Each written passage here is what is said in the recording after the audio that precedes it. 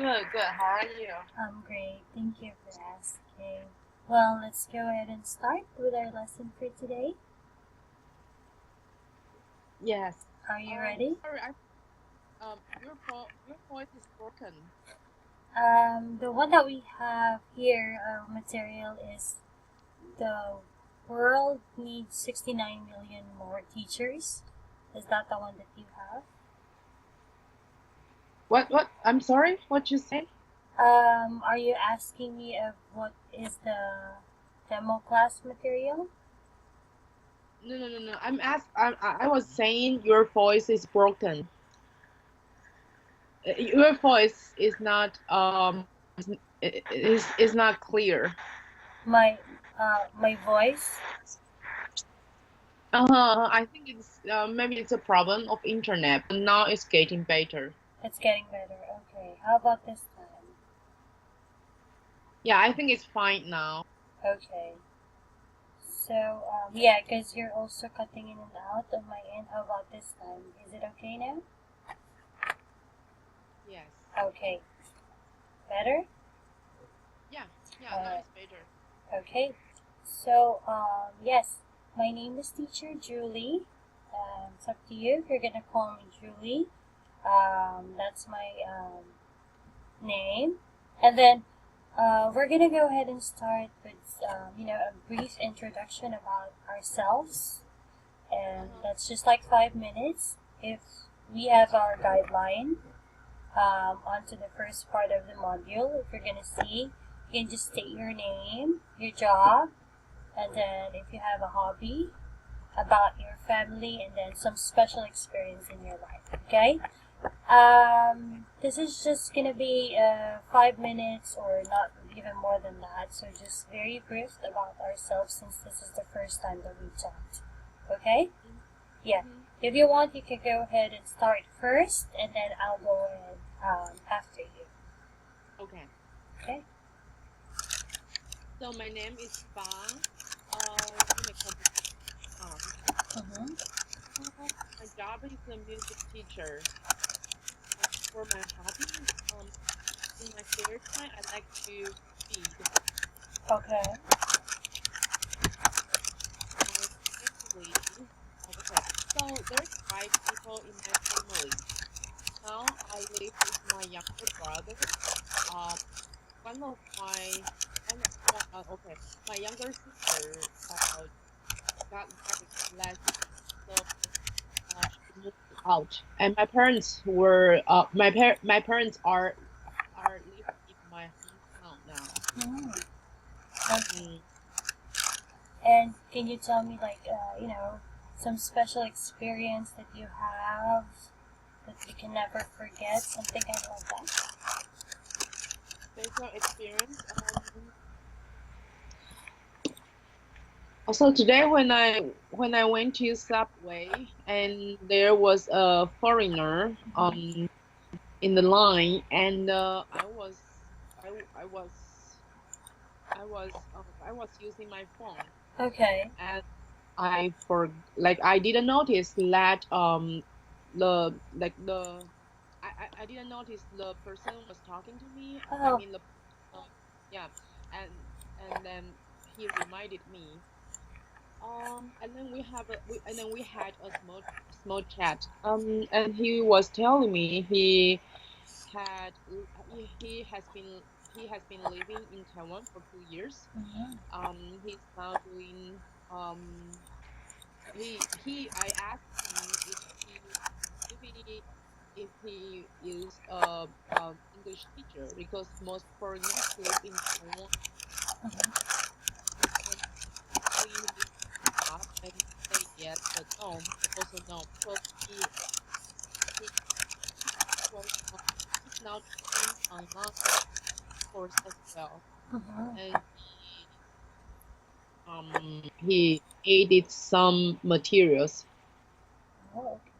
Yeah, so that's a special experience I had for the day. Wow, very good. Okay, very good. So, Fang, yeah, my name again is Teacher Julie, okay?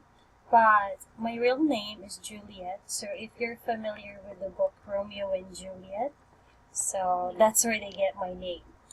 Because Mm. I was born in July, so come to think of it, like they get the first few letter of the month when I was born.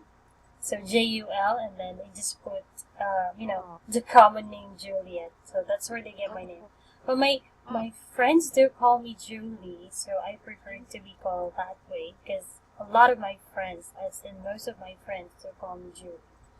Mm-hmm. So yeah, with my job, I actually am working two jobs. All right, so first one in the morning, I am a call center agent. So if you're familiar with like a telephone operator, those people who answered calls, taking in phone calls, that's what I do in the morning. And then at night, here's what I'm doing. Like I'm teaching English to student, Mm. IQ. So I work, Mm. yeah, like double, two jobs. First, one in the morning, and then in the evening, I do part time.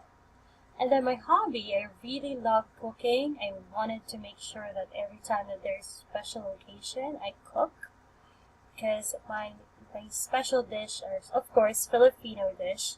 That's the one that um, it's what we call sinigang. It's like a tamarind soup, so it tastes sour, but it tastes really good. So you might want to try one of those if you get to um, you know think of visiting the Philippines one time.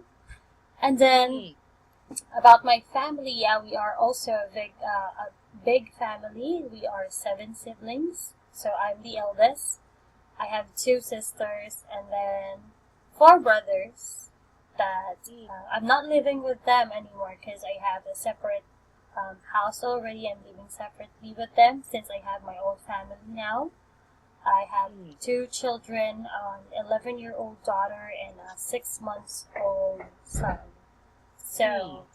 So you don't worry, you're not gonna hear any, voice or any baby crying.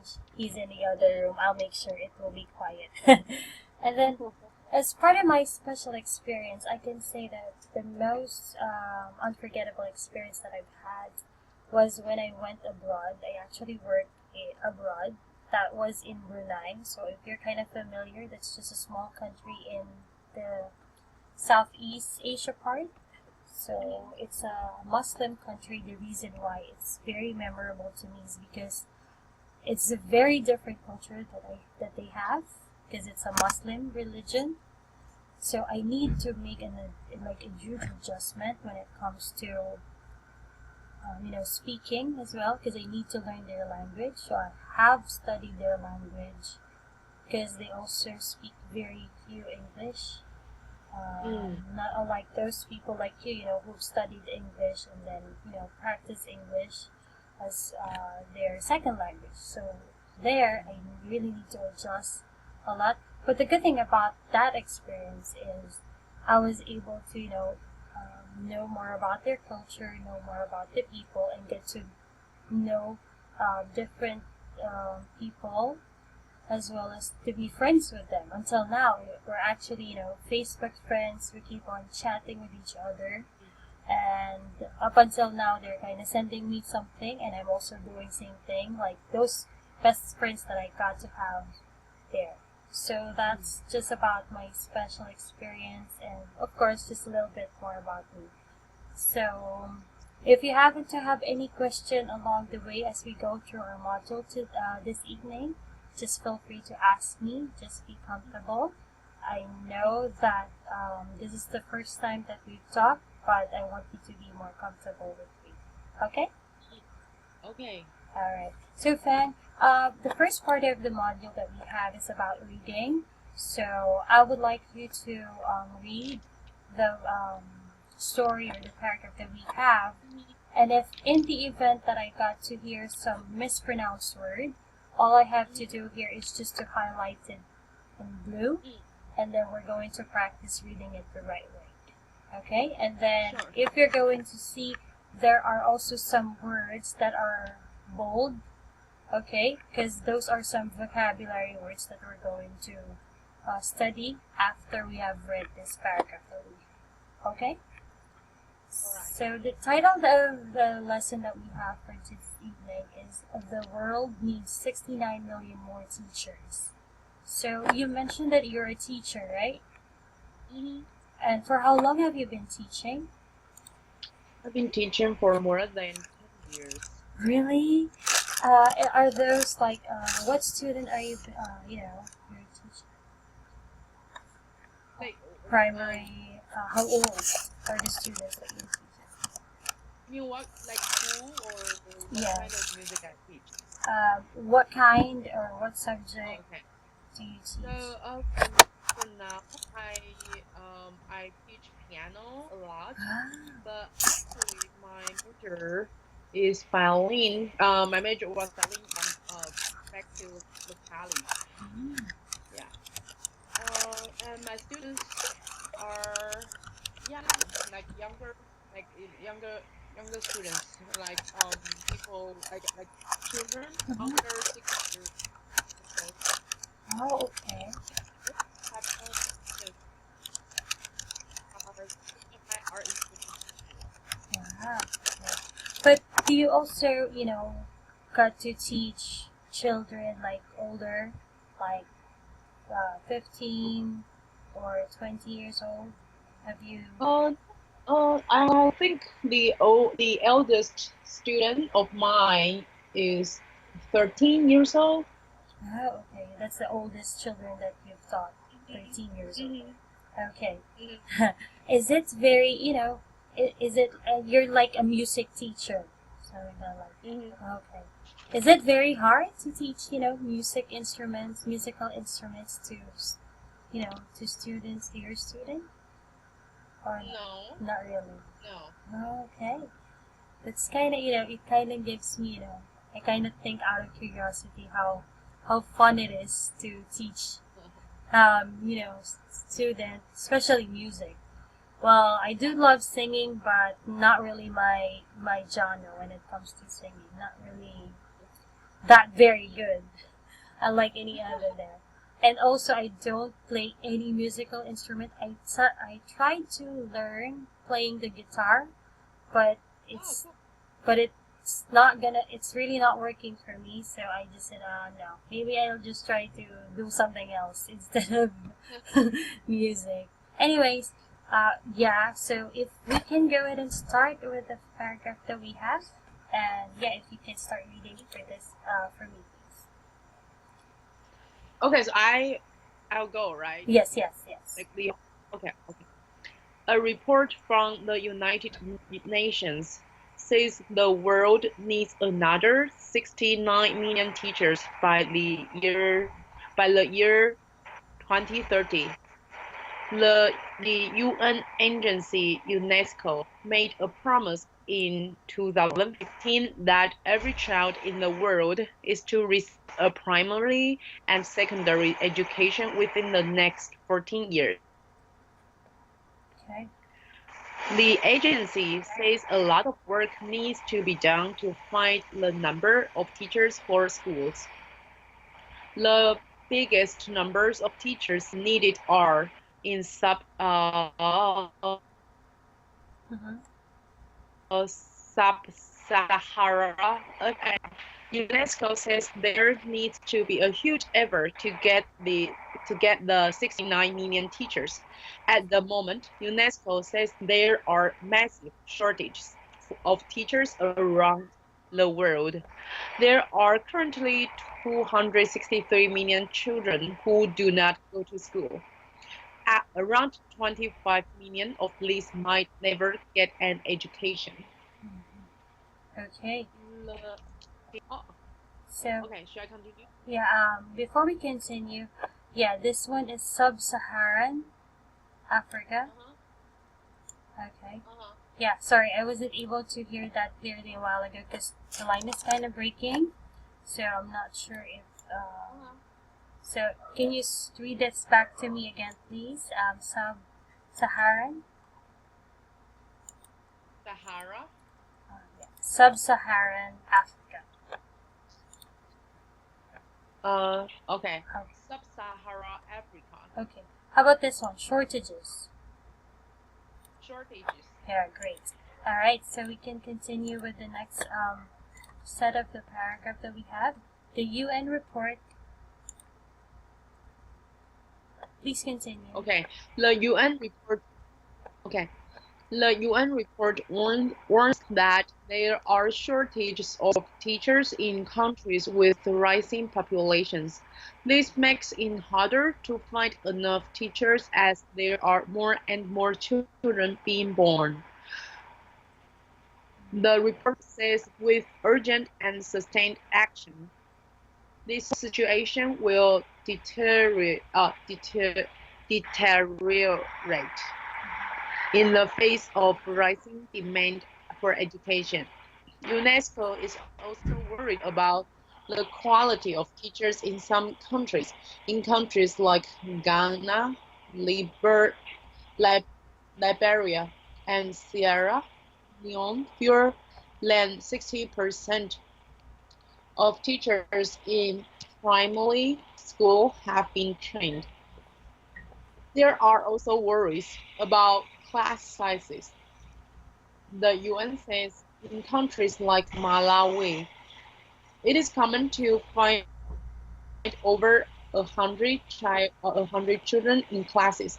This has been a persistent problem for many years. Very good. Okay, so there is just some words that we need to practice in reading. How about this one? Deteriorate.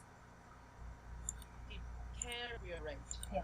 So you have to say the TE sound, deteriorate, like that. So have to say it faster, so deteriorate. Deteriorate. Okay, how about this? Liberia. Liberia. Okay, and then the next country that is in here is, it's pronounced as Sierra Leone. Sorry, I didn't hear you. Okay, let me repeat it, okay? It's Sierra Leone. Sierra Leone. Yes, that's nice. Alright, so apart from this one, let me just see. Apart from those words, you're able to pronounce majority of the words correctly. Very good. Okay, so if you're able to read, since we're able to read this paragraph that we have, so it's really about, the massive shortage of the teachers that is the problem that, UNESCO is encountering nowadays, like 69 million teachers for the next decade. So imagine how many teachers do we need just to prevent the shortages of teachers. Like you, for 10 years you've been teaching. Imagine how about 10 years from now, there won't be any teacher like you that will be able to teach the children. So that's just more about this paragraph that we have, this article that we have. And they are doing some things, they are doing a lot of things just to make sure that this shortage won't happen. But we need really the help of each of the countries, especially those countries that was stated in here, which is Ghana, Liberia, Sierra Leone. They need to do something about these shortages so that all of the children will have a very good education moving forward. So that's just more about this article. It's really about having, they have a problem of a shortage of the teacher, but they're also doing something about it. They're really working hard, especially the United Nations. Do you know the meaning of UNESCO? This organization? I know. E is for education, maybe. Yes. Okay. Yeah. So UNESCO stands for United Nations Educational, Scientific, and Cultural Organization. So it's really more on educational and then the scientific and then about culture part. Like it's an organization like different countries in the world like comes in one organization just to make sure that the educational status for the whole world will be all good. And this is the biggest problem that they're kind of facing nowadays, which is the rapid shortage when it comes to having, an effective and a good teacher. Well, that's what we have here in the story. But they are doing something about it, and I hope that moving forward, this won't be any problem. The reason for that is because of the rising populations. You know, Mm-hmm. the lack of awareness when it comes to having, just one or two children. That's also one of the reason why is that, and to provide them better education. Okay, so Okay. the one that we have here on the third part is comprehension. So it's how we understood the article that we have read. So if you're going to see, there are some questions. You're gonna answer it true or false. T for true, F for false. So for number one, the world needs 69 million more teachers by the end of the next decade. Is that true or false? True. True, that's correct. Because if we're going to see, it's 2030, so that's the next decade. Because it's about 2017, so 2020, and then 2030. So it's the next decade after this decade that we have now. Now, the next question is, in 2015, UNESCO promised all children an education. Is that true or false? Promise and education. Yes. They do promise the children Yeah. an education. Yeah, I think it's true, but it's not very clear. Okay. This question. Well, you're correct. That is true. Because if we're going to read again the second part of the article, the UN agency UNESCO made a promise in 2015 that every child in the world is to receive a primary and secondary education within the next 40 years. So that's correct. It's true. Okay? All right. How about the third one? Could you read the third one for me? All right.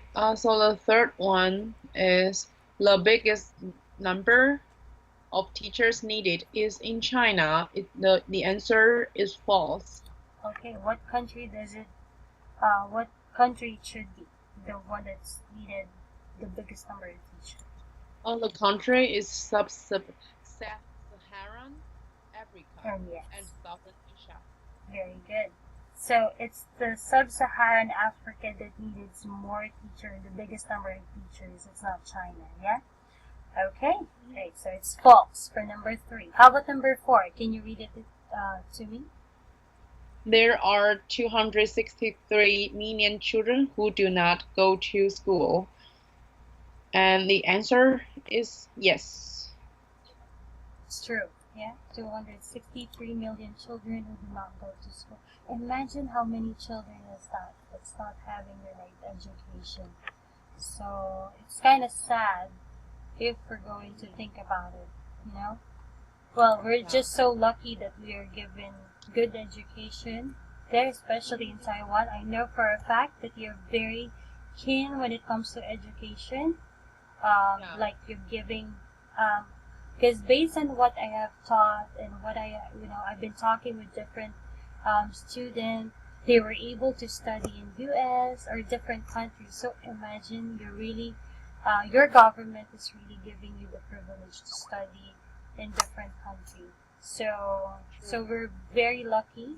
Also here in the Philippines, we have these universities that offering free education. So we're very lucky. But come to imagine those people who doesn't have any education, doesn't even know how to write their own name. So it's kind of sad when you're trying to think about it. Now on the number 5, there are no teacher shortages in countries with a growing population. Is that true or false? The answer is false. Yes, because there are shortages in countries with a growing population, right?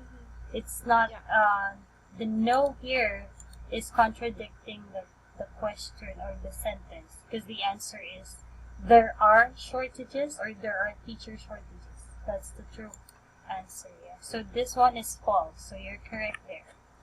How about number 6? UNESCO is not worried about the quality of teachers. The answer is false. Yes, because they are really worried about the quality of the teachers that we have nowadays. How about the last two sentence that we have. Can you read the number 7 to me? Okay. In Ghana, only 40% of teachers are trained. Is that true or false? Let's see. Oh no, it's fewer than I don't know. It's fewer like like in the article it was said fewer than 60%. Yes. So the answer is false. Oh, So okay. it's not only 40% because it is fewer than 60%. But if you're going to see, they gave like a specific number, even if they say fewer than, but it's like 60%, so it can be 55%. But the question that we have here, it's only, so it's very specific that it's referring to only 40%. So the answer there is false because it's fewer than 60%, but not only 40% of teachers are trained. Because in here they use the word only, that makes it incorrect because it's not only 40% of teachers that are trained. So it is false. Okay? So just to avoid the confusion, in here on the question, the reason why it's incorrect because this question used the word only, that makes it more specific that it's only 40%. But the answer is fewer than 60%, but it doesn't necessarily confirm that it is only 60%. So fewer than that, it can be 50%, 55%, or also 40%, but the question that we have states only, that makes it incorrect. Alright, on number 8, Malawi has class sizes of over 100 children. And the answer is true. True, yeah, that's correct. So if we're going to go back to the article that we have, in countries like Malawi, it is common to find over 100 children in classes. How big is that? If you're going to imagine you're teaching 100 children, are they going to listen to you? I don't think so. Most of them might, just doing different things on their end. I think that's, what are they doing whenever you're teaching? So imagine one teacher versus 100 students. I'm not really sure how's that gonna work, but that's the problem that we're facing nowadays because of the massive shortages when it comes to teachers. If we're going to go back, Fang, on those words that we have in here, you see primary and secondary. So those are what do we mean by the word primary? Sorry, I think I lost you. Like, why? What do we mean by the word primary and secondary? Okay. On your own, understanding. Primary means like. I thought the primary education means like elementary school, like in the education we get in the elementary school, or like it's the first in order, the first one, which is elementary, yeah. So that's what we're referring. And then secondary would means like those in junior high school, correct? That's the one or second in order when it comes to the education. That's just where they use it. How about this word, massive? Massive means